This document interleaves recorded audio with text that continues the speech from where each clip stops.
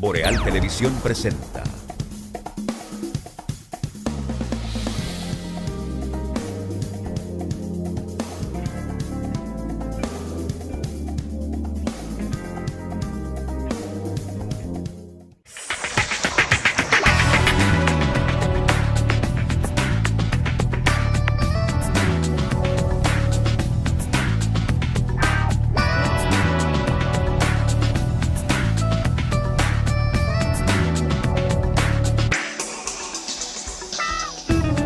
Saludos amigas y amigos, buenas noches, bienvenidos a EnQ a través de los canales de Boreal Televisión desde Santiago de los Caballeros, transmitiendo para toda la República Dominicana, igual también para el resto del mundo a través de las distintas plataformas, aplicaciones y sistemas de cables para Estados Unidos, Canadá, Puerto Rico, Centro, Suramérica, Europa y las islas del Caribe.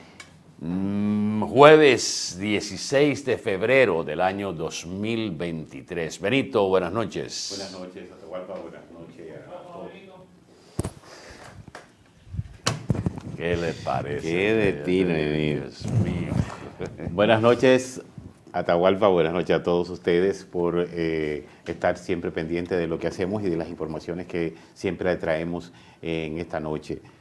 La verdad, el día de hoy se lo ha pasado la vaguada amenazando y lloviendo bastante en nuestra zona de Santiago. Definitivamente muy agradable. A mí me gusta los días así un poco. Lluvia ensucia carro, pero cuando usted paga 400 y 500 pesos por lavar su vehículo y viene y le cae una agüita de esa que ensucia en el carro. Entonces, usted lo lavó. Así no vale, señores. Agua Cascada, que es la calidad del agua embotellada, la garantía de la salud suya y la de su familia. Agua Cascada, para sus pedidos llámese al 809-576-2713 de Agua Cascada, la calidad del agua embotellada. 16 de febrero 1973. Para los que pertenecemos a mi generación, a nuestra generación, y que conservamos en la memoria el hecho de la muerte de Francisco Alberto Caamaño Deñó, cuando apenas éramos adolescentes, es parte de la historia imborrable, en la memoria de aquellos adolescentes que conocíamos la historia del coronel de abril de 1965 y que teníamos una especie de imagen mítica de Francisco Alberto Caamaño Deñó. Es un día que uno lo siente, por supuesto, con tristeza y hasta reflexivo. Hoy estaba leyendo una publicación que hace el periodista Miguel Franjul, que ha estado publicando una especie de serie en el Listín Diario, y hoy hace el relato de cómo se conoció la noticia de la muerte de Francisco Alberto Caamaño Deñó el 16 de febrero del año 1973. Algunos datos que publica como un extracto del libro de Bosch, 90 días de clandestinidad, escrito por Miguel Franjul en el año 1998, donde se señalan detalles de la muerte de Francisco Alberto, que hasta cierto punto desdicen lo que en otras oportunidades también se había escrito o se había señalado. Por ejemplo, que Caamaño había sido fusilado, que había sido hecho prisionero en vida. En ese libro de Miguel Franjul, publicado en 1998, es todo lo contrario. Se dice que por informaciones que se tienen, que Caamaño disparó hasta la última bala de su fusil, y de acuerdo a la reseña que se publicó en aquel entonces, donde se señala también en ese libro que solo se permitió a dos periodistas y a un fotógrafo ir al lugar donde estaban los cadáveres de Francisco Alberto Camaño Deñó, de Heberto Lalane José, y en principio que se hablaba de Wellington Ascanio Peterson Peter, que luego, que fue publicado esto por un error y en su lugar, y se corrigió, en su lugar se divulgó el nombre de Alfredo Pérez Vargas, de 26 años, que habían caído en la sección de Nizao, de San José de Ocoa, en un combate con los soldados que se produjo a eso de las 3:30 de la tarde. Este día, 4 miembros del ejército, según el comunicado, resultaron heridos. Eran estos el primer teniente Francisco Israel Vázquez Cuevas y los rasos Ramón Lora Céspedes, Cristóbal Félix y Juan Eligio La Antigua Guzmán, adscritos al batallón Juan Pablo Duarte de la Primera Brigada. El comunicado de las Fuerzas Armadas añadió que las Fuerzas Armadas iban a continuar de cerca la persecución a los restantes miembros del grupo guerrillero. 2 días después de ser difundida la noticia oficialmente, narra el periodista Miguel Franjul la llegada del profesor Juan Bosch a un nuevo escondite. Hay que recordar que a partir del momento en que se conoce la llegada de Francisco Alberto Camaño Deñó por Playa Caracoles, tanto el profesor Juan Bosch como el doctor José Francisco Peña Gómez pasaron a la clandestinidad porque las autoridades del gobierno del presidente Joaquín Balaguer decían que Bosch y Peña Gómez eran los que estaban preparando o que habían preparado la estrategia en términos urbanos y políticos con la llegada del coronel de Abril.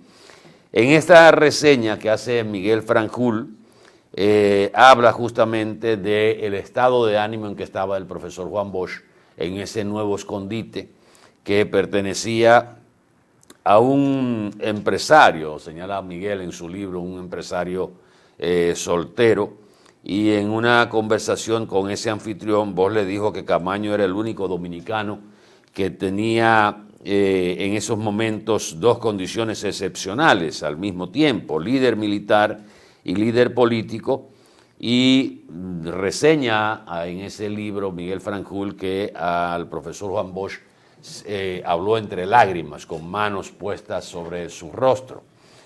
Recuerdo de manera personal que esa noticia primero fue poco creíble y hasta la foto que se publicó, que no sé si Cristian la tiene, no, esa no, la foto del cadáver ya, esa que presenta un disparo sobre la ceja derecha. De acuerdo a la crónica de la época, el cuerpo de Camaño presentaba varios impactos de bala, dentro de ellas 3 impactos en el abdomen y uno, ese que se ve, que está visible sobre la ceja derecha. En ese entonces, recuerdo como si fuera, diríamos hoy, que la gente puso en duda de que realmente fuera Francisco Alberto Camaño, y se habló de que era una especie de negación, como dicen los psicólogos. La primera reacción de un acontecimiento que uno no quiere que ocurra es la negación del hecho.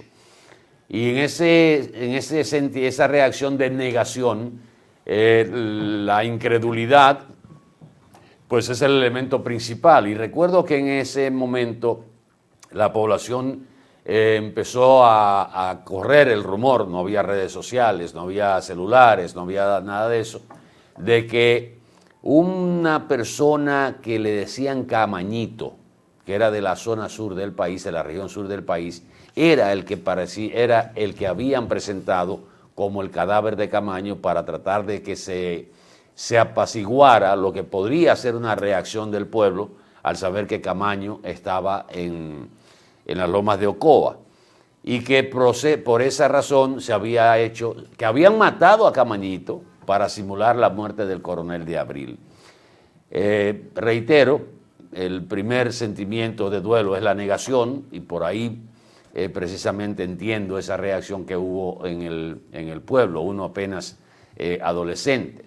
Lo extraño es lo de la muerte de Caamaño, porque en otros relatos históricos hay varias versiones. se señala que el secretario de las Fuerzas Armadas, Milo Jiménez, Ramón Emilio Jiménez, Milo, en otro relato se habla de que se comunicó con el presidente Balaguer y le dijo: el águila está, tenemos el águila, y identificando a Caamaño con ese seudónimo, y Balaguer le dijo: este país no tiene cárcel para un personaje de esa naturaleza, y ahí es supuestamente donde se procede al fusilamiento de Caamaño. Pero en este libro, Miguel Franjul recoge la versión que se dio por parte de las Fuerzas Armadas de que Caamaño murió en combate, supuestamente, y ahí se narra también, escúchame Benito, ahí se narra también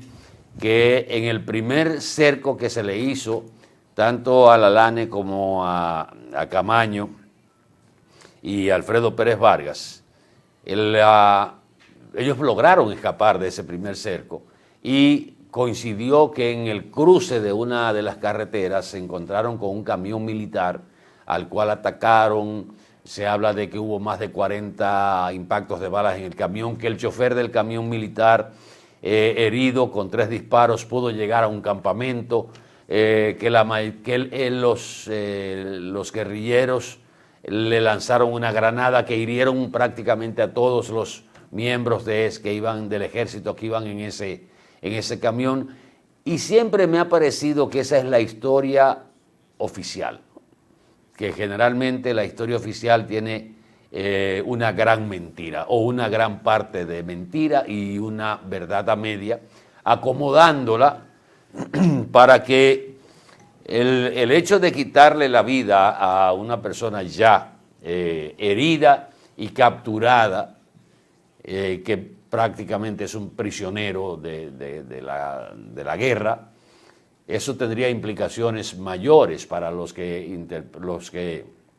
intervienen en ese crimen, porque es un crimen, un asesinato. Esa versión oficial es la que generalmente se da: murieron en combate. Se hace una reseña del periodista que fue enviado, o sea, fue más bien seleccionado por las autoridades.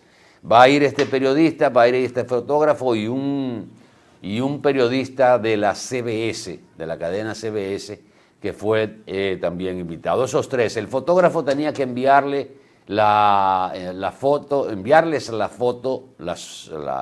crónica fotográfica a todos los medios, y la versión que escribiera el periodista era la que se iba a publicar de manera simultánea en todos los periódicos, que en ese entonces el Caribe, el Listín, no creo que el Nacional estaba, no recuerdo, pero fíjense cómo el régimen imponía una especie de sanción o censura a los medios, de que no podía ser que cada medio enviara a un representante, un periodista y un fotógrafo, sino que el gobierno seleccionó un fotógrafo, un periodista y un reportero de la CBS como únicos para ir a donde estaban los 3 cadáveres encabezados por el de Francisco Alberto Caamaño Deñó. Vi ahí que puso Cristian una reseña donde dice: 16 de febrero del año 1973, mataron al hombre y nació el ejemplo inmortal del líder de Abril y Caracoles. René Fortunato, recién antes de ayer, creo que fue el pasado martes o lunes, puso ya como en estreno de una premier, su última producción documental, precisamente titulada De militar a guerrillero, de Francisco Alberto Caamaño Deñó, que es, por lo que he leído, porque no pude ir a la premier, es una reseña, una crónica con imágenes y documentos inéditos de esos trabajos que nos tiene acostumbrado René Fortunato, que se ha encargado de rescatar muchos hechos históricos de la República Dominicana y que ojalá podamos tener, o sea, esperamos tener pronto la oportunidad de poder ver este documental. Muchas historias, algunas leyendas sobre la muerte de Camaño, lo que se habló de la deserción supuestamente de Hamlet Herman, luego Hamlet tuvo la oportunidad, porque fue de los sobrevivientes del desembarco de Caracoles junto a Claudio Camaño, que los dos terminaron enfrentados, tanto Claudio Camaño como Hamlet Herman, se llegaron a decir barbaridades entre ellos, enemigos, por las circunstancias que se dieron y que ninguno de los dos estaba con Camaño en el momento en que cayó bajo la metralla de los miembros del ejército de la República Dominicana. Quería decir brevemente que hay una versión que cuenta que el general Héctor García Tejeda fue que ultimó a Camaño. Después que ya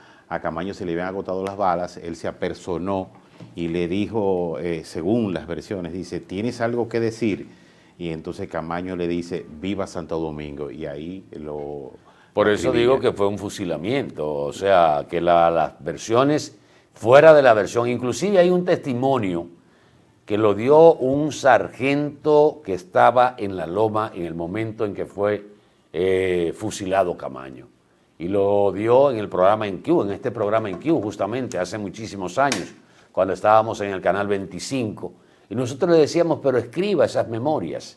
Y él decía, todavía hay gente viva. Sí. Entonces, vamos a escuchar una de las canciones alusivas al comandante de Abril y el comandante de Caracoles, Francisco Alberto Camaño Deñó.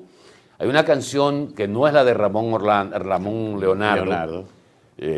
Sino una canción que grabó Sonia Silvestre. Por supuesto, no tiene video ni nada de eso, pero escuchemos la música y la letra y, por supuesto, la voz de Sonia Silvestre en este canto. Esta es de Ramón Leonardo. No, yo digo la de Sonia. Entonces, si yo estoy diciendo Sonia, ¿qué usted cree que es la suya? No.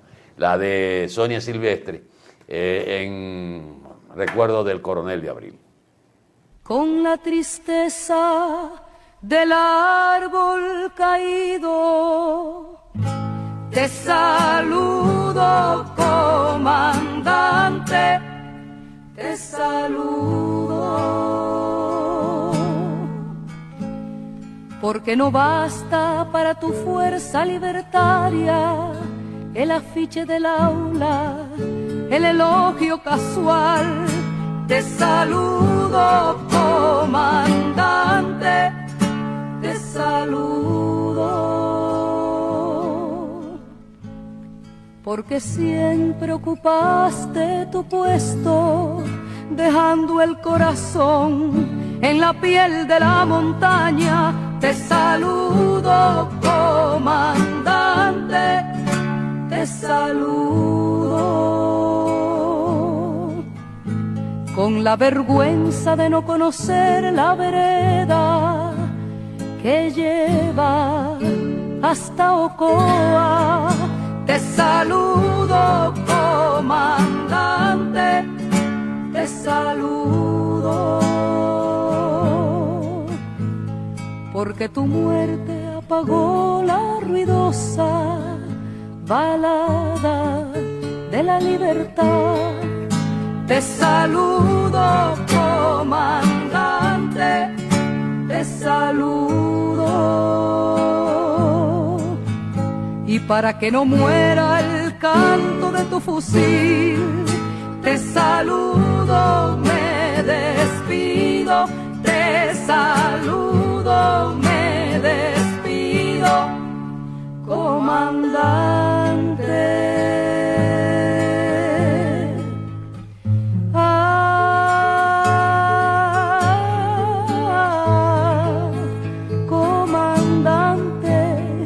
te saludo, me